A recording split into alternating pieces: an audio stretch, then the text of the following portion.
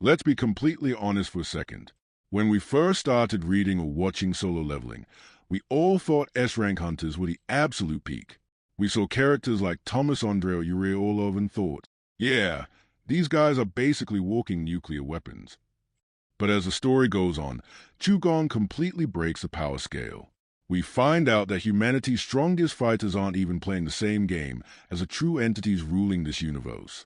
We're talking about beings that can erase entire planets, manipulate reality, and command primordial armies numbering in the millions. Now, a quick heads up before we start. Today, we are looking at the absolute top 10 god-level characters from the original Solo Leveling masterpiece. We know the sequel, Ragnarok, is currently introducing those massive outer gods called the Atarium, but today we are focusing strictly on the iconic entities that define Jinwoo's original journey to supreme power. Let me ask you guys right now, who do you think is the most underrated monarch in the entire series? Drop your guess in the comments right now before we reveal the list. Before we jump into number 10, make sure to hit that subscribe button and turn on notifications. We break down the deepest power scales in anime every single week, and you don't want to miss what we've got coming up next. Alright, let's get right into it. Kicking things off at number 10, we have Rakan, the Monarch of Fangs and the King of Beasts. Now, some of you might look at Rakan and think he's just a glorified werewolf, but that is a massive understatement. As a monarch, Rakan possesses a terrifying level of physical strength, speed, and raw sensory perception. He isn't just fast, he can react to attacks before they even leave his opponent's mind. His signature ability, Manifestation of the Spiritual Body, transforms him into a gigantic, monstrous white wolf that multiplies his destructive output tenfold. In this form, a single swipe of his claws can shatter spatial dimensions. But what really holds Rakan back from climbing high on this list isn't his lack of power, it's his absolute cowardice. When things get tough, Rakan is historically the first one to tuck his tail and run. He ran from Ashbourne in the past, and he tried to run from Jinwoo. He's incredibly lethal against weaker opponents, but against true god-tier threats, his mental game completely collapses, cementing him at our number 10 spot. Coming in at number 9, we have Scyld, the Frost Monarch and King of the Snow Folk. Scyld is the definition of a cold, calculating killer. Unlike Rakan, who relies entirely on brute, feral force, Scyld uses absolute crowd control and elemental manipulation to dominate the battlefield. He can freeze an entire city in a matter of seconds, dropping temperatures to absolute zero where even spiritual energy begins to crystallize. What makes Scyld truly terrifying is his ability to create an endless army of ice golems and frost beasts out of thin air.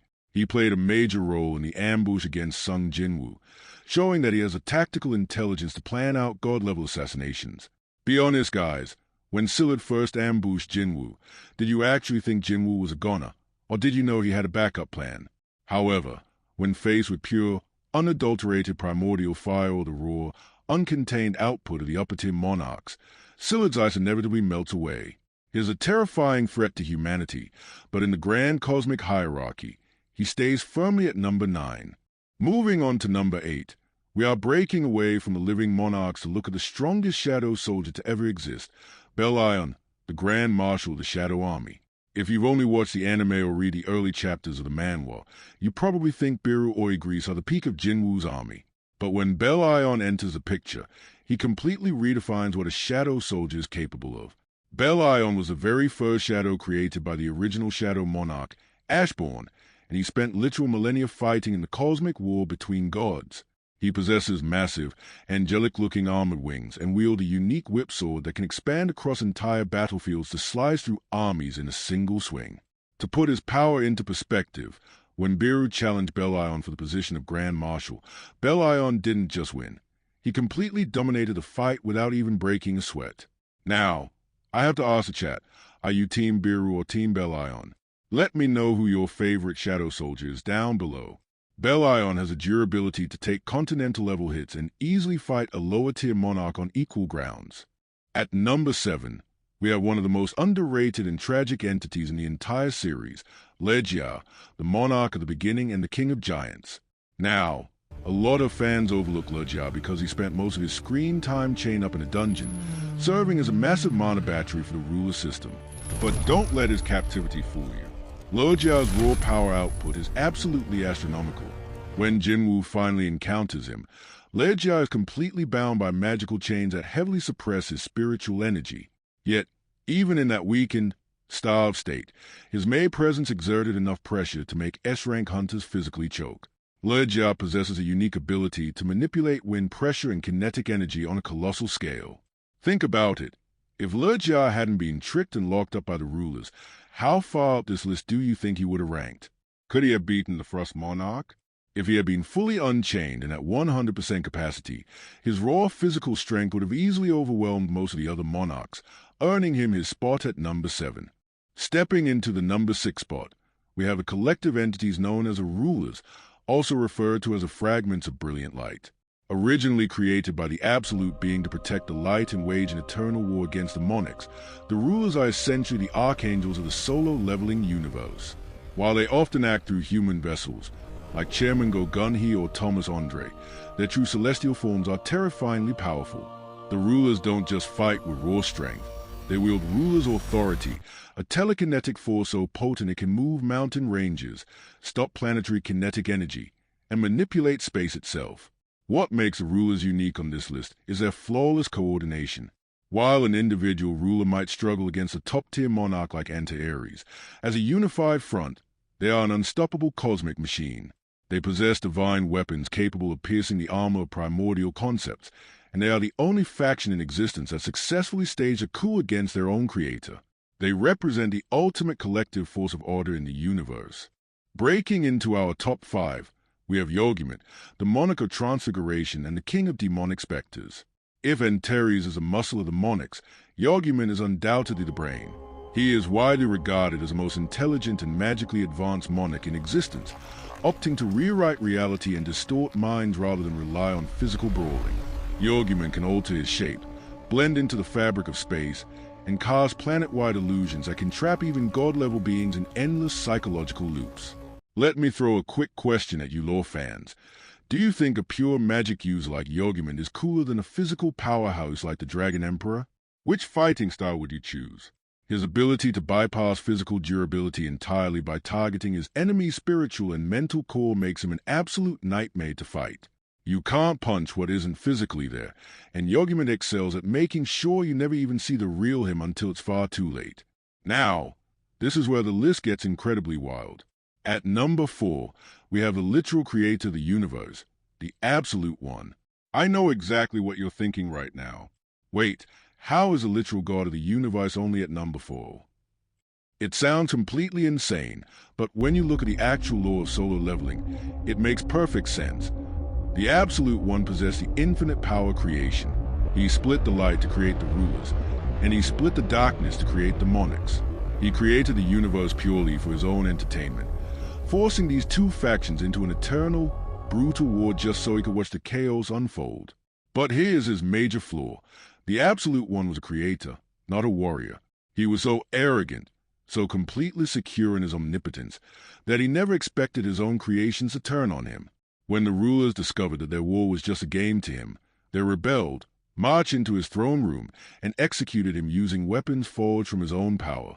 He had the highest tier of authority, but his lack of combat scaling and his ultimate demise at the hands of the rulers place him just outside the top 3. Taking the bronze medal at number 3 is the legend himself, Ashbourne, the original Shadow Monarch. Ashbourne's backstory is easily one of the coolest pieces of lore in modern fiction. Originally, he wasn't a monarch at all. He was the greatest fragment of brilliant light, the strongest and most loyal ruler serving the Absolute One. When the other rulers rebelled, Ashbourne fought to protect the creator until the bitter end. But when he was betrayed and left for dead, he discovered a hidden power buried deep within his soul by the Absolute One, the power of death itself. Ashbourne evolved, shedding his light to become the Shadow Monarch, a being so overwhelmingly powerful that he single-handedly broke the balance of the cosmic war. I've always wondered, how do you think the story would have changed if Ashbourne never chose Jinwoo and kept the shadow powers for himself? Would Earth have survived? Ashbourne possessed enough physical and magical might to terrify both the rulers and the monarchs simultaneously, but he eventually grew weary of the endless cycle, choosing to pass his complete lineage down to a human boy from Earth.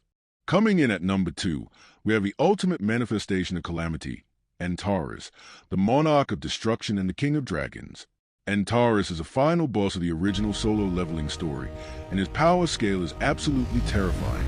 He is the very first monarch created from the darkness, making him the oldest and most destructive entity among his peers. When Antares unleashes his true form, a massive crimson-scale dragon, he becomes a walking extinction-level event. His signature ability, Breath of Destruction, doesn't just burn your physical body. It completely erases a target's soul and spiritual energy from existence, leaving nothing behind to be resurrected or turned into a shadow soldier. His physical durability is so immense that the combined forces of the rulers and the entire Shadow Army could barely scratch his armor.